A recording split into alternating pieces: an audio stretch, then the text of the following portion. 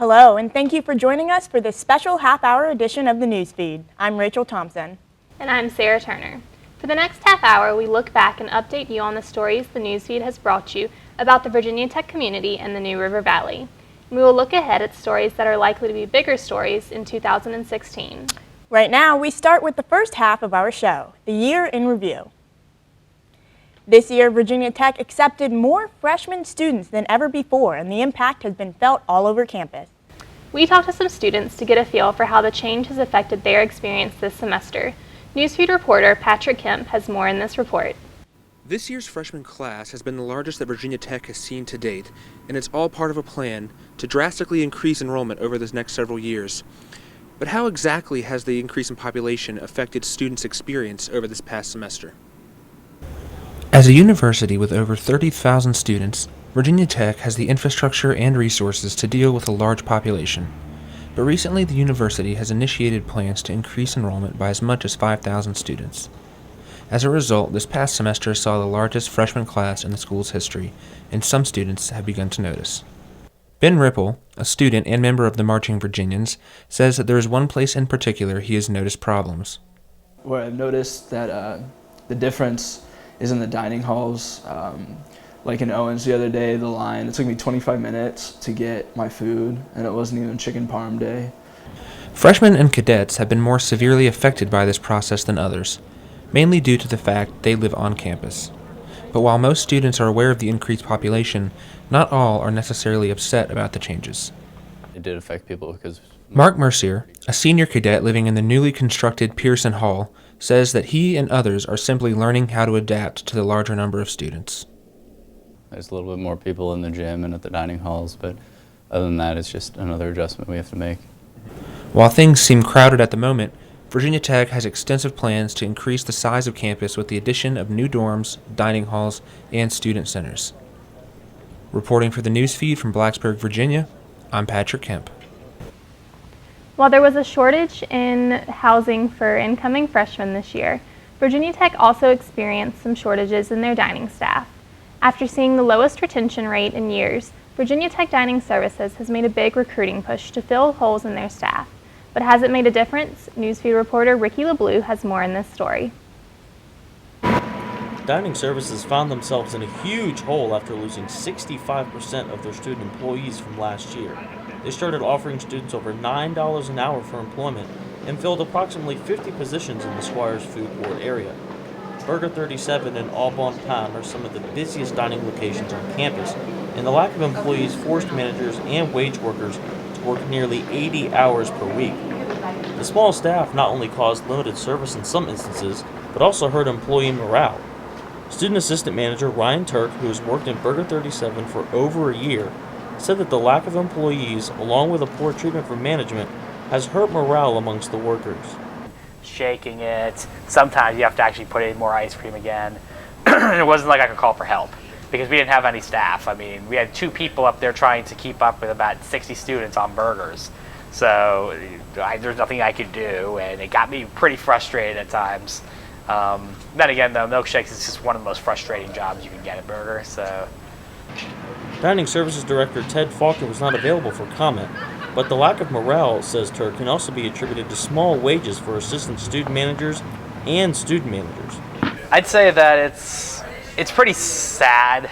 They change the rules all the time, and it just gets people very frustrated. And sometimes they just don't, like, the reason I became a student assistant manager is because I wanted to make all the workers feel like they mattered and that they were doing a great job and stuff. And, you know, I feel like I'm succeeding to a point, but the problem is so much bigger than just me and, like, when I work. Turk said that the morale has hurt service to customers, and he hopes that Dining Services Management can turn things around soon. Reporting for the Newsfeed, I'm Ricky LeBlue. Turk says that better management in dining services would not only help to keep employees happy, it would also improve customer service. During the past year, Black Lives Matter protests were a frequent occurrence not only on Virginia Tech's campus but around the nation as well. Black students and their supporters have been coming together to protest police brutality, institutionalized racism, and the lack of diversity on college campuses. The Virginia Tech chapter of the National Association for the Advancement of Colored People held a forum in early December to discuss solutions to these issues. Davon Lee, the advisor to the chapter, explains how the protests occurring this year were to gain support. We've had people throughout student affairs volunteer their staff to help us move forward with these agendas. We've had vice presidents and members of certain caucuses come to us and say, what can I do to be in service to what you're trying to do? Lee believes there is still a lot of work to be done. However, the Black community and its supporters have gained recognition from media outlets around the nation. Finals can be a stressful time not only for students but for professors as well. With little time between Thanksgiving break and the end of fall semester, Virginia Tech students and faculty find themselves with many grueling deadlines.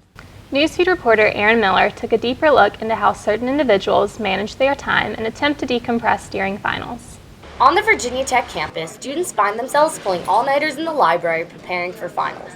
Usually, the end of the semester is the busiest time for both students and faculty. Students are working towards wrapping up their semesters by studying for exams, while professors are meeting their grading deadlines. Many times, students get through this difficult time by depending on coffee and energy drinks. Most of the times I drink iced coffee, but I do like energy drinks like Red Bull. But I think that Red Bull gets me a little too high strung, so I like coffee the best. The end of the year affects more than just students' academics. Despite all the caffeine they consume, many still find themselves trying to keep a positive attitude. It's a stressful time of year and everyone's stressed around you, so it's kind of you feed off your environment and you just get through it. Now that we saw how students cope with the stresses of finals, let's take a look to see how professors deal with the stress as well. Not everybody saves their work until the last week of classes. Professor Robin Allnut likes to spread his work evenly throughout the semester. The last week is actually one of the easier weeks for me. It's the week before, the week before, the week before the last week that are really, really crammed with activity for me. The end of the semester is a busy time for all, but it is all worth it when winter break rolls around. Reporting for the Newsfeed, I'm Aaron Miller. As the semester comes to an end, many senior engineering students are transitioning into the next phase of their design projects. Newsfeed reporter Kate O'Toole gives us the updates of their progress. The WARE Lab is the advanced engineering lab located on Virginia Tech's campus. Many senior design projects take place inside the building and have made significant progress throughout the semester. The Baja SAE team captain, Jessica Barton, says their team has moved on to the next phase after the preliminary designs.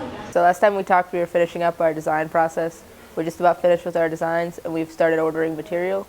That way we can come back early January and manufacture all our parts. The team has spent most of the semester researching which materials would be the strongest and lightest for their vehicle.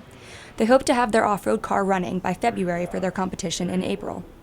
Another group, the SAE Aero Design Group, has almost finished their designs for an unmanned aircraft for the SAE International competition. The winner of the competition will be the group that designed the best aircraft that can deploy a humanitarian aid package nearest to the designated target. Zach Standridge, a team member for the group, said that they have recently been experimenting with 3D printing, which they will need to build their aircraft. Next semester we're going to really dive into building this thing, and a lot of us don't have a lot of experience building. So we're going to take a couple months to really learn how to use all the tools in shop, all of our resources, and start building this thing. As the semester comes to a close, the teams are planning to ramp up the manufacturing and building of their vehicles with the hope of winning their competitions in the spring.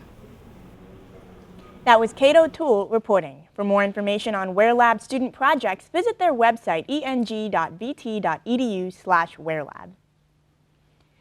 There's more just ahead in this Newsfeed special. Blacks Creek Transit has seen some changes over the past year. One change in particular that has challenged most bus riders are the altered routes. Coming up, an update on what officials are doing to tweak how the BT operates to make riders happier. And the New River Valley has been booming with businesses moving into the area, especially with new restaurant grand openings this year. Up next, we'll take a look at how well some of the newest restaurants have been doing so far. Stay with us.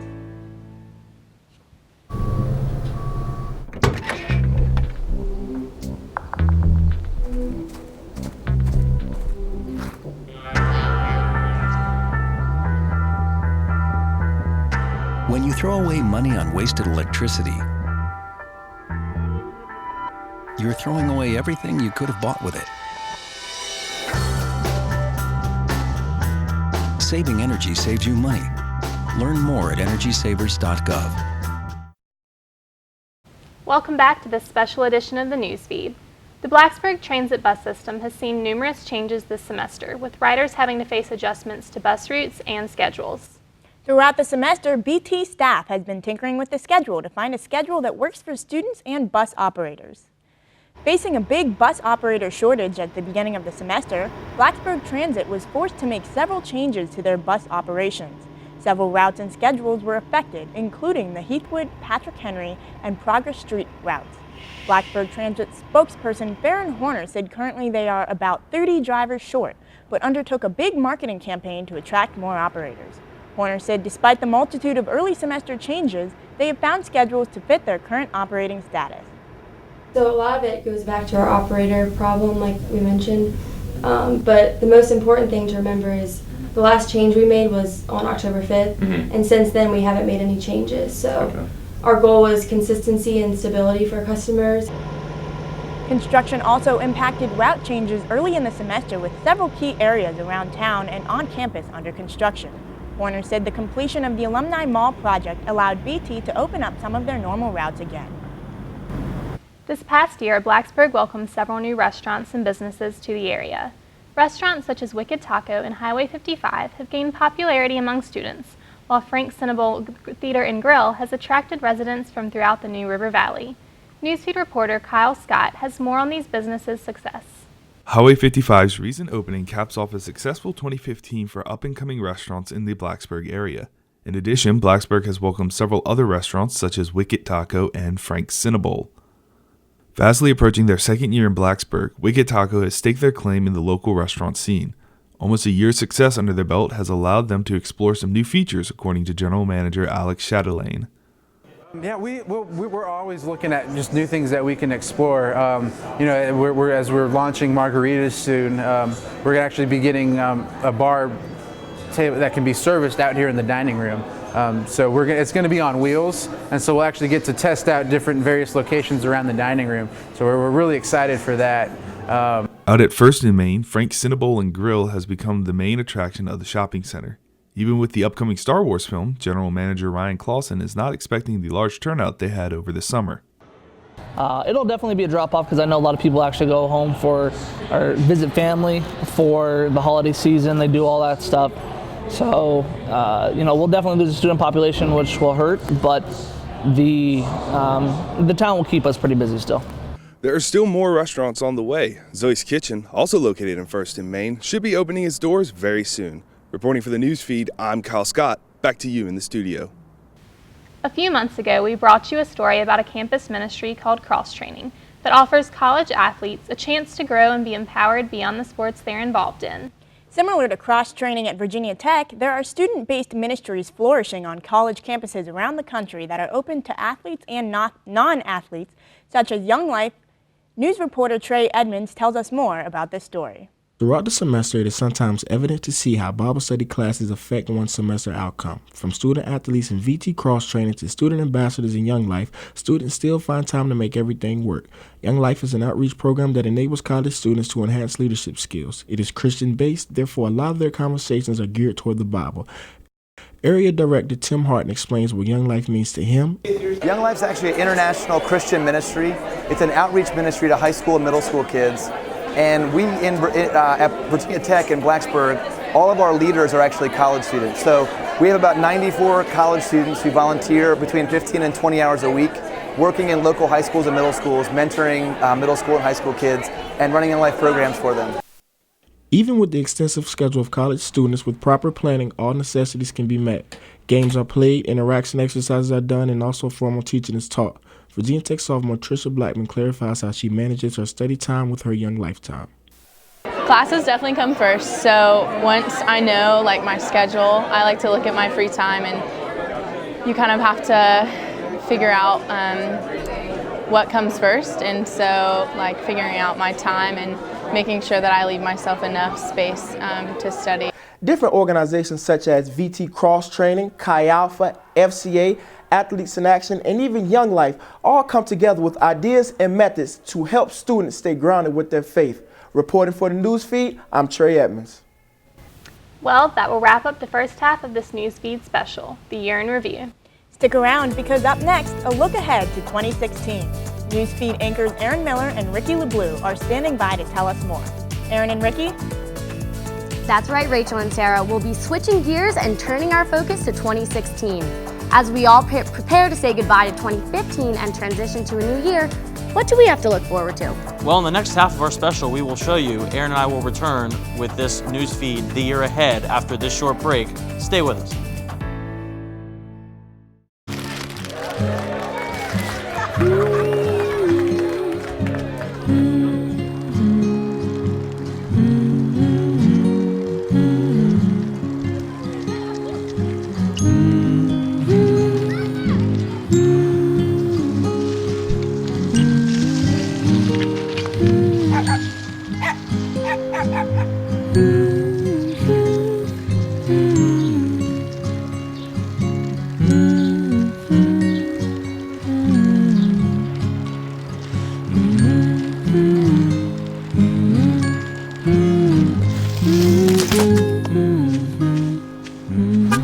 Of all the things you've done with your bike, donating it to Goodwill may be the most incredible of all. Your donations help fund job placement and training for people in your community, which means your stuff can be more powerful than you think. Donate stuff, create jobs.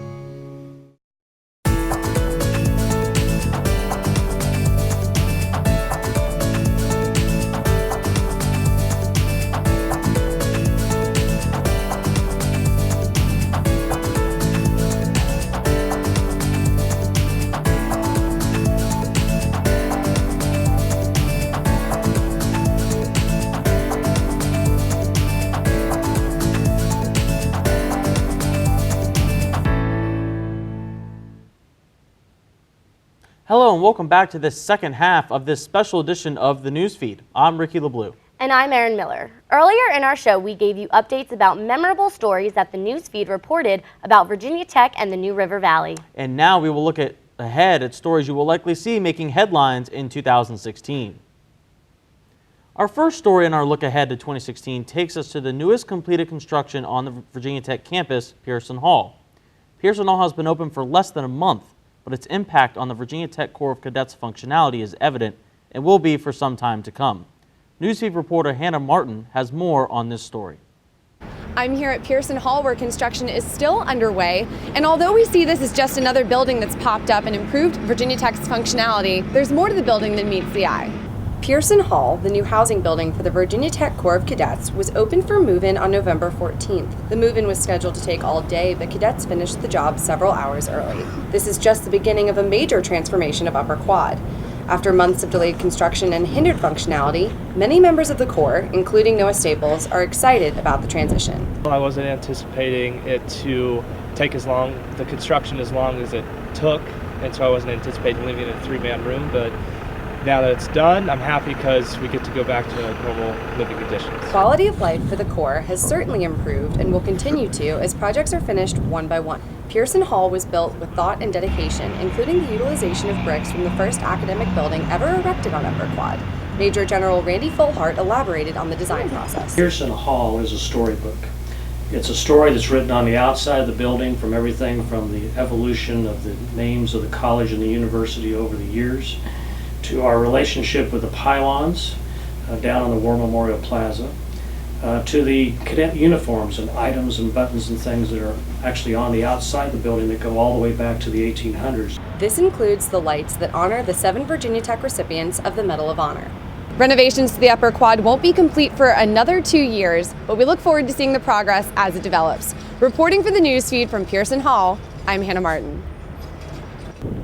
After dealing with the overcrowded on-campus dorms this past fall, Virginia Tech's Housing Services Office has made plans to expand housing options next year and for years to come.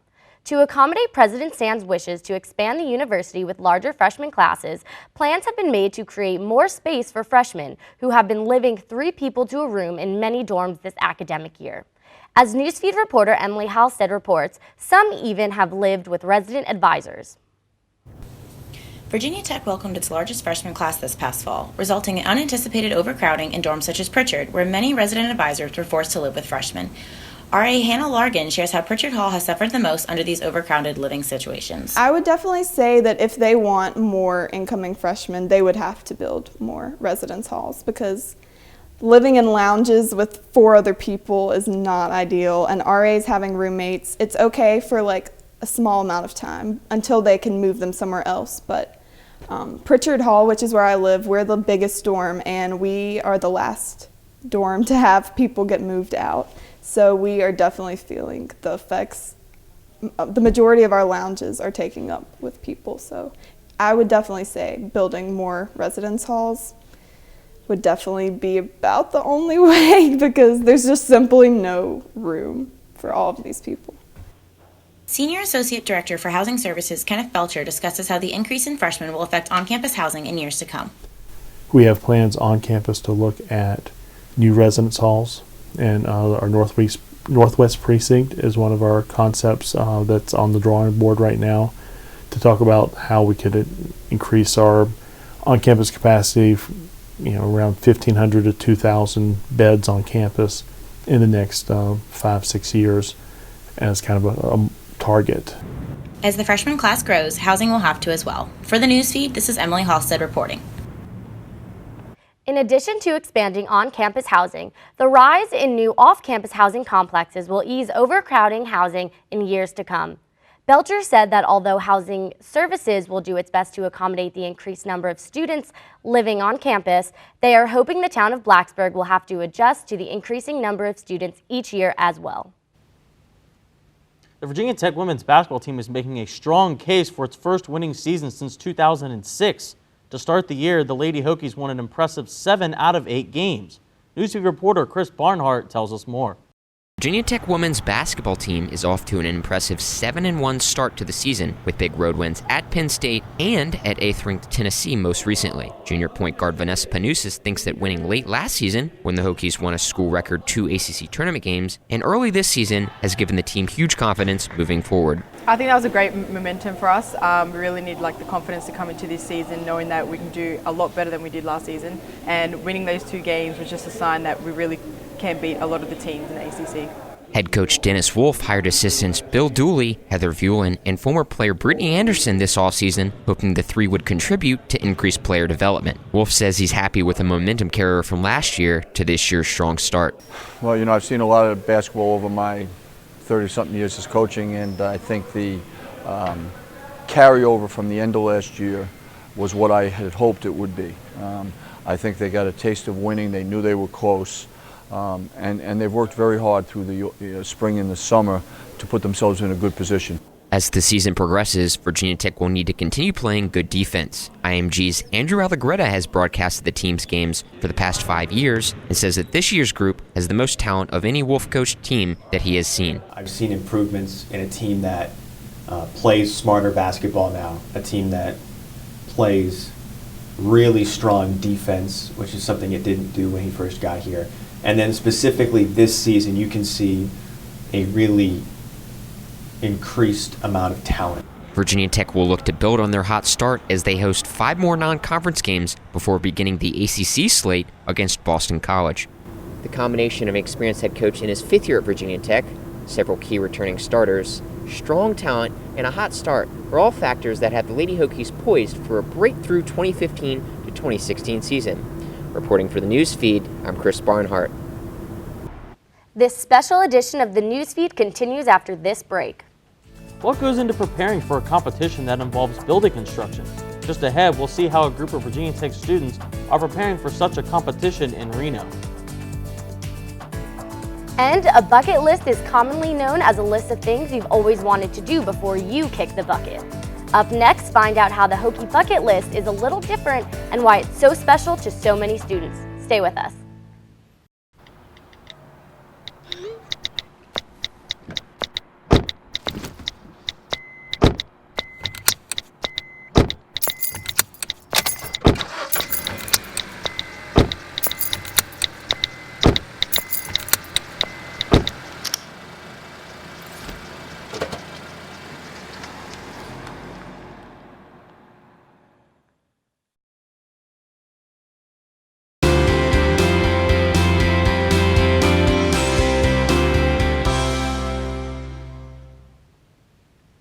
Welcome back to this special edition of the Newsfeed. After a hectic fall season at the Shifford Health Center, some students are calling for change. Newsfeed reporter Cody Chappell talked with administration and students to get their outlook on the future of health services as Virginia Tech continues to make efforts in expanding the university. As Virginia Tech continues to expand over the next few years, enrollment rates are expected to increase exponentially. With the rising number of students comes the need to meet student demands at every university level, including the health departments. A higher volume of students than usual, combined with a particularly nasty sickness called the Hokie Plague that swept the area, many students voiced their frustration with how Shifford Health Center handled things this past semester. Assistant Vice Principal for Student Affairs Chris Wise believes that the problems that students have had with Shifford come as a result of lack of communication, along with an infrastructure that's not built to support the high number of students that Virginia Tech now has, though that all should be about to change. President's plan for enrollment growth, we've already been overcrowded in the health and wellness areas for quite some time, and specifically in Shifford Health Center and in the Cook Counseling Center. So we know we need to expand our practitioners and our RNs and some of the positions that we have, but we've had a challenge doing that because of space limitations. Hannah Gray, a senior at Virginia Tech, says she'd also like to see communication between the health departments and students improve. I think they could definitely do better with communication. Like there were a couple times where I just had no idea what my results were, and I would because I just wouldn't hear any emails, wouldn't hear back from them. With the university expected to nearly double in enrollment size by 2020, it's imperative that Virginia Tech takes action to ensure that everything runs as smoothly as possible to accommodate students and staff. Reporting for the Newsfeed, I'm Cody Chappell. Virginia Tech's building construction team is headed to Reno, Nevada in February to compete in the Associate Schools of Construction competition. Newsfeed reporter Tori Nagel tells us about the team and how it's preparing to compete. At the start of each year, Virginia Tech's Building Construction Department recruits students to join their construction team. Before traveling to competitions, the team works with the professor to practice for possible construction scenarios. Students prepare to compete by coming to the Build Lab, located in Bishop Favreau Hall on Virginia Tech's campus. Team member Trevor Stanley says the best part about the team is how it gives him an advantage in classes, specifically his integrated construction course. We have heads of companies that are giving us feedback at the end of the competition saying this is how you could have done this a little bit better. So having that knowledge and being able to take that into integrated and for the presentations, definitely being able to just be a better presenter in general, it definitely helps out over some of the other kids that are in our classes. Team captain Sam Garrison thinks his team's diversity of talent will help them win in Reno. They're a really talented group. Everyone has a lot of experience. They're all good at what they do, and then everyone's good at something different, and that brings us all together to be a successful team. Garrison is excited to compete and has confidence in Tech's program to bring home first place. Reporting for the Newsfeed, I'm Tori Nagel. While looking ahead to the future, there are many things that people hope to accomplish. The same is true for students at Virginia Tech. From attending a football game in Lane Stadium to studying in Torgerson Bridge, students have compiled a list known as the Hokie Bucket List, many with the intention of completing it before they graduate. The Hokie Bucket List is in some way a rite of passage for Virginia Tech students. Many seniors even find themselves scrambling to complete as many tasks as possible before graduation. Newsfeed reporters spoke with students to see what items they have checked off of their list so far and what they intend to do so in the coming year. Always is, getting a picture with the Hokie bird. You always want to be classified as that. The TOTS flag, standing next to that is pretty important. And then just being on campus and doing the things that all Hokies should experience. At some point, for some reason, I got to drive the Hokie bird around in a golf cart, so that was pretty cool. The ring dance, getting a ring is a huge tradition that we carry here at Virginia Tech and also the Corps. And I think it's a great way to pride yourself, that you came to Virginia Tech and really shows people that you're proud to be a Hokie. Whether you complete the Hokie Bucket List or not, many students agree that it is a great way to create lasting memories. Well, that will wrap up this special edition of the Newsfeed, the year in review and the year ahead.